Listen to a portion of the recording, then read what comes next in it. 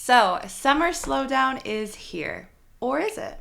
In this video, we're going to talk about strategies that we can use as resellers to not only sustain our sales, but to grow and increase our sales during slow periods in our business.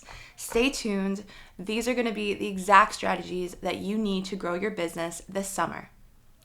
Hey everyone, my name is Bethany, and I, along with my husband Sean, run Trash Pandas Thrift. We run a six-figure reselling business, and on our channel, we share with you all of the tips, the tricks, the experiences that we've had along the way so that you can start and grow your reselling business too. And today, we are going to be talking about a summer slowdown and, more importantly, the strategies we can use to combat any type of slowdown. And that kind of leads me to my first question. Is summer slowdown real? Yes, no, maybe, doesn't matter. Our jobs as resellers, as business owners, truly, first, before even being a reseller, is no matter what to make sales. That doesn't matter if it's summer, if it's any other period. And knowing that we are business owners, there are going to be dips. There are just going to be periods of time where your sales are like this, and you look at yourself in the mirror and you're asking yourself, I don't really know what I'm doing. And this is exactly for that. It's for summer slowdown. It's for any period of slow sales if you're not having a summer slowdown, or maybe it's not really a reseller phenomena that you believe in. Either way, it doesn't really matter. These are all strategies and tips that we use in our business and that are instrumental in increasing and driving sales. And that's exactly what we need to do as resellers in this day and age in order to be successful. We need to drive sales, take massive action to increase our sales and not stay complacent. So today, I want to focus on exactly that. I don't want to focus on the things that aren't really in our control in our reselling businesses. Let's focus on the things that are actually in our control and that we can take action on today. So the first one is exactly what we can all use in our businesses, and that is aggressive offers to likers. Now, I know everyone has a different stance on offers, whether you accept offers on a platform like eBay, whether you only take an offer above a minimum amount, or you only send an offer at a discounted percent that you already set. Now, this is going to be different for your business. It's going to be different for everyone's business. But during summer slowdown, during any period of sales slowdown, that is exactly when I look at my business and I say, okay, I need to drive sales. I'm going to send even more aggressive offers than usual. That only means maybe instead of 20% off offers, I'm sending 25%. Maybe that additional 5% is enough to tip that potential interested buyer, that liker, that watcher on eBay over. You never know. Also, countering. You might be getting a ton of lowball offers. We hear it all the time. Buyers are sending $15 offers on a $40 item, and it is so tempting to look at it and just be so upset and hurt. And I get that because I've been there. The amount of times I've seen an offer come up on my phone and I'm looking at it like, really? The temptation is high to ignore it, to even reject it, or to send a counter that's not reasonable. I look at every single offer that I send, that I receive, as an opportunity. It is an opportunity to make a sale, to meet in the middle with your buyer, no matter how far apart you are. If there's a $40 item, they sent you a $15 offer, and we're on Poshmark, I'm sending them a message. I'm adding their like to their bundle, and I'm sending them a message, and I'm thanking them for their offer sincerely, and I'm letting them know I want to come to the middle with you. I want to give you a great deal. How does this work? Let me know.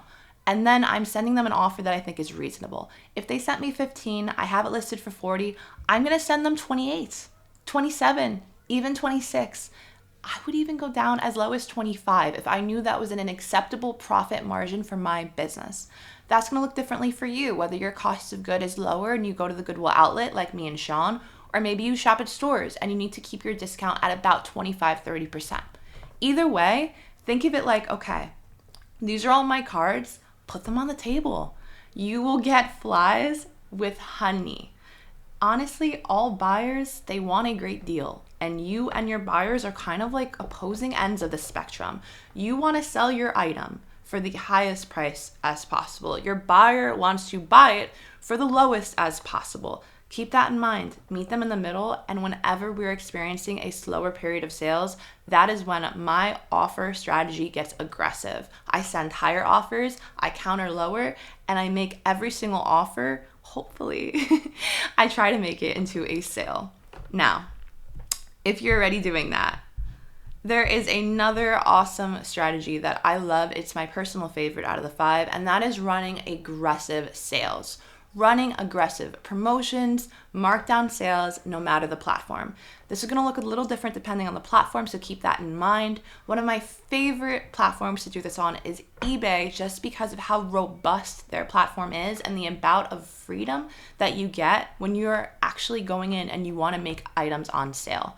Now, I encourage you to go check out the marketing tab on eBay, click on promotions, and look at all of the different promotions you have available. You can run sale events and markdowns. You can even publish coupons. I use these. I've used them every single day, and they have been a huge driver of sales in your business. It is something, honestly, that you should be doing whether your sales are slow or not. And when your sales are slow, running a sale is everything. Sales make sales. And if you have to let that item go, especially if it's stale, right? We want to run sales and get items moving. Sean says all the time, we're not storage units, we're resellers. We need to resell our items for the highest profit that we can possibly get, and within an amount of time that is reasonable. For us, that might be shorter. We might be willing to let items go for less than you would be. Find out what that is for you and be aggressive to make sure that you can cycle through those items in the amount of time that you want. Running sales, markdowns, coupons on eBay, perfect for that. You can even run a sale on a platform like Depop. You can run a % discount off. You can even do that in bulk. Now on Poshmark, another great way to do this is participating in closet clear out. One of my favorite ways to drive sales is having an aggressive sale and time that with closet clear out. That way you're offering your buyers a great deal, and Poshmark is also offering discounted shipping. One of my favorite ways to advertise this is part of the bulk actions option on Poshmark. I want you to look into this because it's super cool.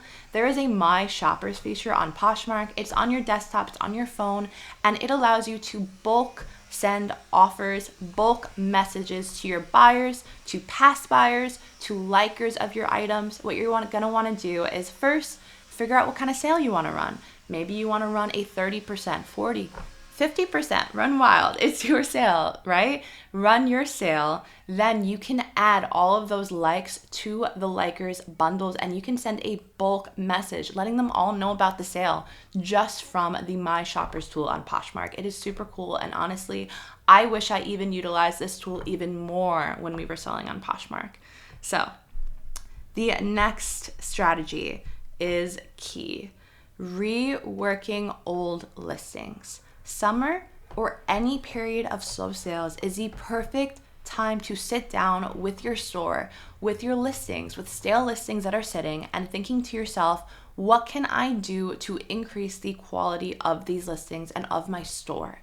I love to routinely go back at my listings to look at them and reevaluate, okay, how strong is my title? Could I think of other stronger keywords? I'm gonna delist my item, work on making it a better quality listing, and then relist it. Now, this could be taking out keywords, putting in new keywords.